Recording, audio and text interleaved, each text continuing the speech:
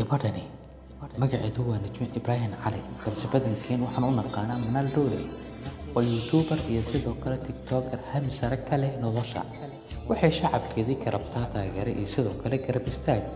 Manaal waxay xaalado caafimaad ku joogtaa dalka Turkiga. Runtii xaaladda Manaal haysata oo kale qofkii ku sabraa waa qof iimaan Alle siiyey iyo samir, sababtoo ah adiga laga yaabo in waalidiintaada ay garabkaaga taagan yihiin ama mid kaliya xagga Rabbi u laabtay, balse Manaal labadeeda waalid midna ma haysato.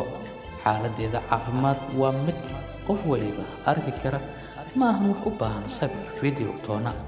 Si kastoo ay tahay, Manaal waa qof ku qancay qadarka Rabbi, hase yeeshee shacabka ayay farxad iyo dhiirigelin iyo garab istaag ka rabtaa.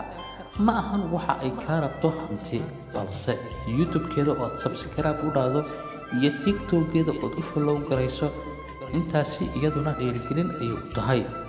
Dad aan inagu baahnayn subscribe waan siinaa, waan follow garaynaa. Gabadha Soomaaliyeed oo dhiirigelin inaga oo dhan ayay inagu fadhidaa. Soomaali waa dad naxariis badan, way garab istaagayaan. Insha Allah adiga waad garab istaagaysaa, sax? Nuqulkan aan duubayo wallaahi igama aysan codsan, aniga jeclaystay inaan lama filaan ugu dhigo inuu codkayga igu heliyo, sababtoo ah Soomaalidu badi waa kuwa wax dhagaysta, sidoo kale waa dad mudan in la isbaro.